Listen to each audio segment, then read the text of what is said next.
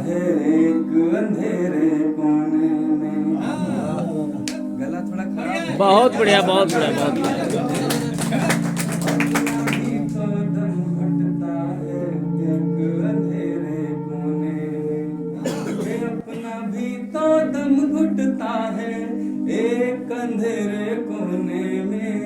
तू हो तेरा एहसास न हो तो क्या है तेरे होने में। तो क्या है तेरे होने में। ये शेर संभाल लीजिएगा। वृंदावन गए हम कभी तो बांके बिहारी के मंदिर में कहते हैं कि हर 2 मिनट में पर्दा खींच दिया जाता है। बांके बिहारी जी की आंखें इतनी सुंदर है कि उसको देखने पे किसी का कुछ भी असर हो सकता है। तो प्रेम की ये स्थिति है। ये 2 पंक्तियां आप तक पहुंचे कि तू हो तेरा एहसास न हो तो क्या। और देखिए कविता जो है, कविता में जो कहा जाता है वो बहुत कम होता है, लेकिन जो नहीं कहा जाता है वही भाव कविता का होता है। कविता में जो अनकहा है वही कविता है। तो अगर आपका कभी भी किसी से कोई शिकायत का भाव रहा है, अगर आपने कभी किसी से प्रेम किया है, उस प्रेमी या प्रेयसी से शिकायत है, अगर सिस्टम से शिकायत है और यहाँ के सिस्टम को भूल जाइए, अगर उसके सिस्टम से शिकायत है, तो ये पंक्तियां एक बार फिर से सुनिएगा और आपकी तालियां उस सिस्टर की मिले जिस सिस्टर की तालियां इन पंक्तियों पे मिलती है। मैं पढ़ नहीं पा रहा हूँ लेकिन आप सुन जरूर रहे हैं, इस बात का मुझे सबूत दीजिएगा। अपना भी तो दम घुटता है एक अंधेरे कोने में। के अपना भी तो दम घुटता है एक अंधेरे कोने में। तू हो तेरा एहसास न हो तो क्या है तेरे होने में। तू हो तेरा एहसास न हो तो क्या है तेरे होने में। और ये शेर सुन लेना कि इन आँखों के इंद्रजाल में उलझा मैंने मान लिया। कि इन आँखों के इंद्रजाल में उलझा मैंने मान लिया। कि इन आँखों के इंद्रजाल में उलझा मैंने मान लिया। इससे पहले यकीन नहीं था मुझको जादू टोने।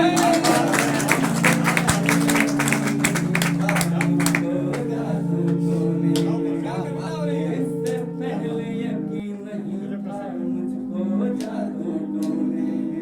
और फिर सुन लेना कि खार चुभे खुद के कदमों में अब जब तो हैरान हो तुम।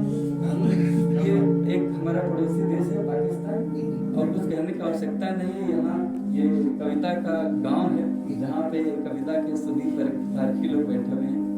कि खार चुभे खुद के कदमों में अब जब तो हैरान हो। ये शेर उस समय हुआ था जिस समय मनमोहन सिंह जी यहाँ देश के प्रधानमंत्री होते थे। उन्होंने पाकिस्तान में आई बाढ़ के पीड़ितों के लिए 50 करोड़ की सहायता से धनराशि दी थी। तो वहाँ के विदेश मंत्री उन्होंने एक स्टेटमेंट दिया कि अब पाकिस्तान को भारत से उतना खतरा नहीं है जितना कि खतरा पाकिस्तान में ही पनपते आतंकवाद से। उस समय ये शेर हुआ था, सुनेगा कि खार चुभे खुद के कदमों में अब जब तो हैरान हो क्यों। खार चुभे खुद के कदमों में अब जब तो हैरान हो क्यों। के खार चुभे खुद के कदमों में अब जब तो हैरान हो क्यों। तुम मसरूफ थे खैरों की राहों में कांटे बोने में। तुम मसरूफ थे खैरों की राहों में कांटे बोने में। और बहन मायावती जी की सरकार यूपी में हुआ करती थी। इसके अलावा कुछ कहने की आवश्यकता नहीं। शेर सुनिएगा कि सोने के बिस्तर पर सोने, कौन सा रसछंद अलंकार है आप जानिए, सुनिएगा कि सोने के बिस्तर पर सोने की चाहत नाकाम रही। इस सोने के बिस्तर पर सोने की चाहत नाकाम रही। और ये भी बता दूं कि बहन मायावती जी भी मेरी ही बड़ी बहन है, मैं भी गंवारा हूँ।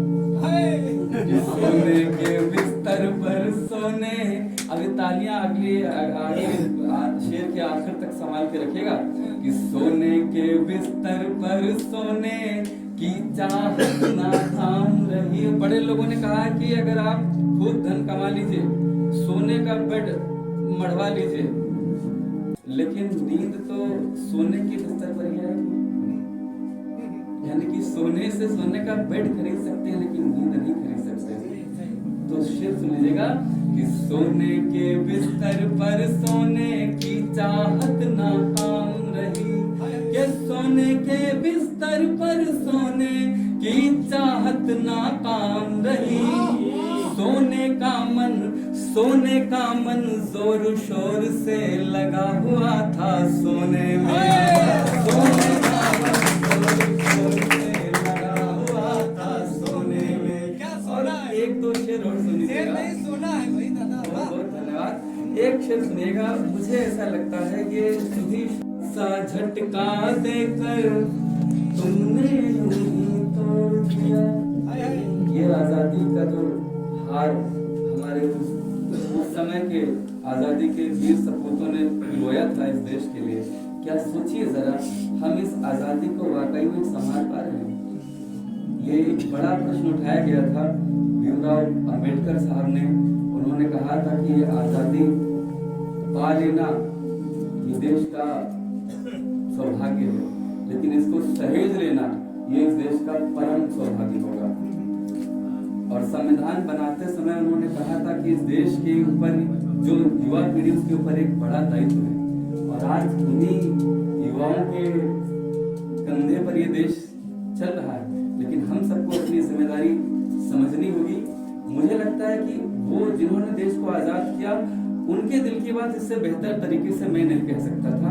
आप सुन लीजिएगा और संभाल लीजिएगा और मुझे आशीर्वाद दीजिएगा कि एक हल्का सा झटका देकर तुमने यूं ही तोड़ दिया, एक हल्का सा झटका देकर तुमने यूं ही तोड़ दिया, एक हल्का सा झटका देकर तुमने यूं ही तोड़ दिया।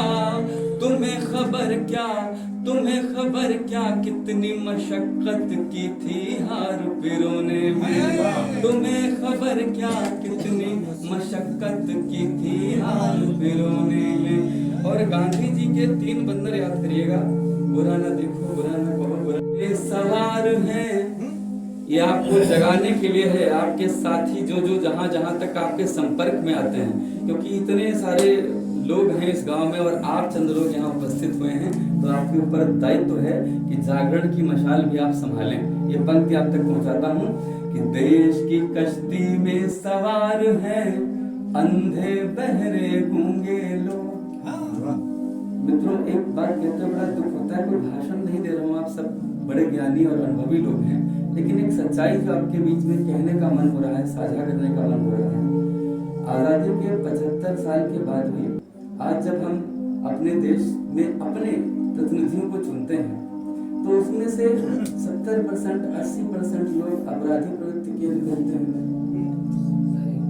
हमें कभी भी अच्छा कोई भला आदमी खड़ा हो जाए सत्यवादी, तो उसकी जमानत जब्त हो जाती है। उसकी जमानत जब्त कराने वाला जिम्मेदार व्यक्ति कौन है? हमें लोग लवकुश जैसे हम लवकुश हो या तुलसीकर हो या विजय बादल हो या दादा केदारनाथ हो, हम सब जिम्मेदार हैं। ये पंक्ति आप तक पहुंचाना चाहता हूँ, छोटा सा व्यंग है, सुन लीजिएगा कि देश की कश्ती में सब। हमने गांधी जी के 3 बंधनों की व्याख्या अपने हिसाब से कर ली। हमने कहा जहां कहीं पे भी कुछ गलत हो रहा है, कोई किसी के ऊपर अत्याचार कर रहा है, बुरा मत देखो, आंख बंद करके हम निकल जाते हैं। कोई युवती उसको छेड़ा जा रहा है सरेआम, वो पुकार रही है, हम कान बंद कर लेते हैं, आगे बढ़ जाते हैं। हमारी स्थिति हो गई है कि हम अन्याय के विरोध में आवाज मुंह खोलना तक नहीं जानते, मुंह बंद कर लेते हैं। तो हमने गलत व्याख्या कर ली। गांधी के 3 बंधन ये नहीं थे। क्या बढ़िया पंक्ति है कि देश की कश्ती में सवार हैं अंधे बहरे गूंगे लोग। अपनी जिम्मेदारी से जिस दिन हम मुंह मोड़ लेंगे उस दिन देश का जो बंटाधार हो रहा है ये और होता रहेगा। मैं पंक्ति पढ़ता हूँ। वाह। बहुत कि बढ़िया। देश की कश्ती में सवार हैं अंधे बहरे गूंगे लोग, कि देश की कश्ती में सवार हैं अंधे बहरे गूंगे लोग। माझी को भी मजा आ रहा है कश्ती को डुबोने में, माझी को भी मजा आ रहा है कश्ती को डुबोने में। ये अपना भी तो दम घुटता है एक अंधेरे कोने में, तू हो तेरा एहसास न हो तो क्या है तेरे होने में। और मुझे लगता है मुझे अपना लिया तुमने ये दृढ़ विश्वास दे दो माँ, ये दुनिया तो दुखालय है परम सुख परम शरणागति।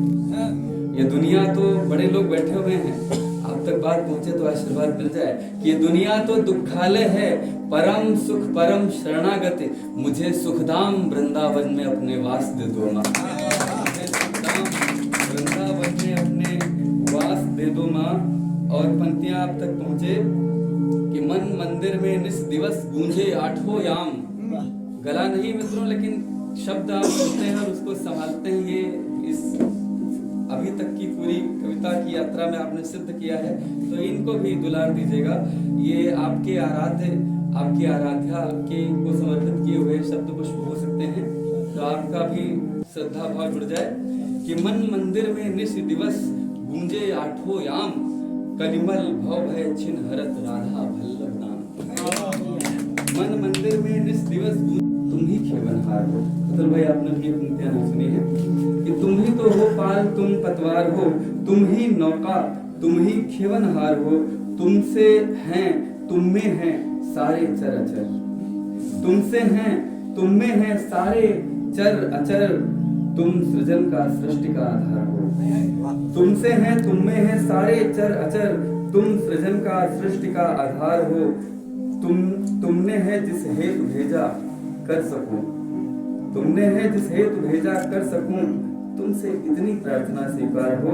और तुम समंदर हम नदी में बूंद से, तुम समंदर हम नदी में बूंद से, तुमसे मिलने का सपन साकार हो।